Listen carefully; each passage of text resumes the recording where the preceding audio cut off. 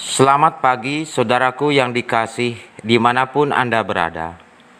Selamat berjumpa kembali di Renungan Voice Note Resort GKE Puruk Cahu pagi ini. Semoga saudara-saudara dalam keadaan sehat senantiasa dan kiranya damai serta sukacita oleh Roh Kudus melimpah dalam kehidupan kita senantiasa. Sebelum kita mendengarkan firman Tuhan, mari kita berdoa bersama-sama. Bapa kami dalam kerajaan sorga, Bapa yang kekal dan penuh kasih, kami mengucap syukur karena Tuhan melindungi kami sepanjang malam sampai pagi hari ini. Dan kami boleh bangun dengan tubuh yang segar, sehat, dan diberkati. Dan pada pagi hari ini, kami mau mendengarkan firman-Mu. Tuhan, berbicaralah kepada kami. Terangilah hati pikiran kami. Beri kami pengertian untuk dapat memahami akan firman-Mu. Terima kasih Tuhan. Dalam nama Yesus kami berdoa. Amin. Saudaraku, firman Tuhan untuk kita renungi untuk hari ini, tanggal 29 Oktober 2021, tertulis dalam Kitab Imamat, pasal 19, ayat 32 sampai 37, yang berbunyi demikian. Engkau harus bangun berdiri di hadapan orang ubanan, dan engkau harus menaruh hormat kepada orang yang tua, dan engkau harus takut akan Allahmu. Akulah Tuhan. Apabila seorang asing tinggal padamu di negerimu, janganlah kamu menindas dia. Orang asing yang tinggal padamu harus sama bagimu seperti orang Israel asli dari antaramu. Kasihilah dia seperti dirimu sendiri, karena kamu juga orang asing dahulu di tanah Mesir. Akulah Tuhan Allahmu. Janganlah kamu berbuat curang dalam peradilan, mengenai ukuran, timbangan, dan sukatan. Neraca yang betul, batu timbangan yang betul, eva yang betul, dan hin yang betul haruslah kamu pakai. Akulah Tuhan Allahmu yang membawa kamu keluar dari tanah Mesir. Demikianlah kamu harus berpegang pada segala ketetapanku dan segala peraturanku, serta melakukan semuanya itu. Akulah Tuhan. Saudara, betul-betul sulit dipahami bila orang-orang Kristen itu bersikap asosial, tak ada sosialnya, atau individualistis. Namun sayang, begitulah realitasnya. Sebab bisa saja seseorang rajin, husuk, dan serius beribadah. Kata-kata puji Tuhan terus-menerus meluncur, tak pernah berhenti. Tetapi sekaligus, ia adalah seorang yang sangat susah kita terima karena tindak tanduknya, perlakuannya. Memang sulit dipahami karena kesaksian Alkitab sebenarnya tidak seperti itu. Dimensi dan nuansa sosial Alkitab begitu jelas, amat mencolok. Perhatikanlah apa yang dikatakan dalam Kitab Imamat pasal 19, khususnya ayat 32 sampai 37 ini. Saudara-saudara yang dikasihi oleh Tuhan, Allah menghendaki umatnya adalah umat yang benar-benar memperhatikan sampai hal yang detail, di mana begitu jelas implikasi praktis dan dampak sosialnya. Orang Israel adalah orang yang berada bersama dengan orang yang lain. Mereka harus menyadari betul bahwa ada senantiasa orang tua bersama dalam hidup mereka. Akan ada orang asing bersama-sama dengan mereka. Akan ada keadaan-keadaan yang menguntungkan sekaligus merugikan dalam kehidupan. Saudara yang dikasih dalam Tuhan, kita dipanggil untuk berlaku seperti apa yang dikatakan Tuhan.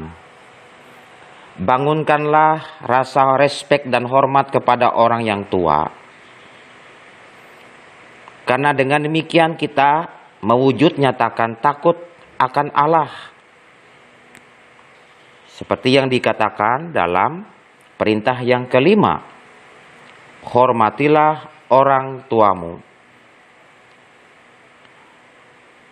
Kita memang bersama dengan orang yang tidak sewarna, seiman, sepikir, sepola, sepaham. Tapi bukan berarti bahwa ia mempunyai keterbatasan plus kekurangan. Karena dia berbeda. Di hadapan manusia, Allah mengendaki semua orang berada pada strata yang sama. Perlakukanlah seperti yang Allah kehendaki. Tuhan mengendaki pula ada rasa bagi kita untuk sungguh-sungguh mengamalkan, memperhatikan akan keadaan yang timpang, yang tidak sesuai, yang mungkin orang lain menertawakan karena kita jujur, karena kita sungguh-sungguh, karena kita mengedepankan rasa bakti, rasa tanggung jawab, dan kebenaran. Saudara-saudara, kita tidak dipanggil untuk menjadi orang yang agamawan, yang saleh, tapi menjadi orang percaya yang menyayangi, yang mempunyai tanggung jawab sosial.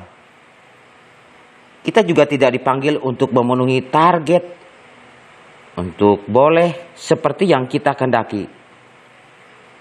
Tapi Tuhan menghendaki agar kita tetap layak. Kita ada dalam sebuah persekutuan sosial. Apa itu umat layak bagi Tuhan? Benar. Berbeda dengan pikiran dunia dan orang-orangnya, sebab pikiran mereka terarah serta terpusat pada kepentingan sendiri. Anak-anak Tuhan, pikiran kita, orang-orang percaya, haruslah senantiasa terarah kepada Allah dan sesama. Kalau ada orang fasik, pikiran mereka adalah bagaimana menyalahgunakan waktu dan kesempatan untuk hidup mereka sendiri, tanpa ada peduli, tanpa ada dampak sosial. Bukan demikian jalan pikiran orang percaya. Beradalah di kutub yang Allah kehendaki. Bagaimana kita boleh mengedepankan kasih, mengedepankan solidaritas. Pikiran orang benar adalah pikiran yang sungguh diberkati oleh Allah, karena dia mengandalkan Allah. Selamat menjalankan hari ini. Tuhan memberkati. Mari kita berdoa. Bapa kami yang di sorga, kami percaya bahwa karena Tuhanlah yang menolong kami menjalani hari-hari kami. Sungguh pun betapa banyak perilaku dan contoh yang membuat kami bisa gagal menjadi orang yang seperti Allah kehendaki. Namun kami patut bersyukur Allah senantiasa mengingatkan kami agar kami membangun persekutuan sosial kami yang beraras pada kehendak Tuhan. Sebab walau bagaimanapun juga kami ada bersama dengan orang yang belum percaya. Pakai hidup kami Tuhan menjalani hari-hari ini, mengedepankan kasih, kesetiakawanan, solidaritas terjunjung. Kami percaya oleh belas kasihan-Mu kami boleh melakukan itu semua. Hari ini kami juga mendoakan jemaat BIHA.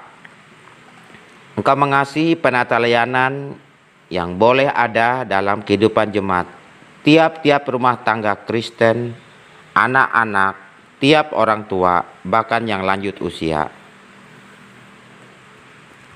Berkatilah persekutuan jemaat Tuhan yang boleh dibangun. Senantiasa ada roh daripada mereka yang Tuhan boleh hadirkan. Mereka semakin dipersatukan. Jauhkanlah daripada roh pemecah, roh yang ingin merampas sukacita hidupnya. Berkatilah Ibu Pendeta yang melayani bersama dengan majelis yang ada.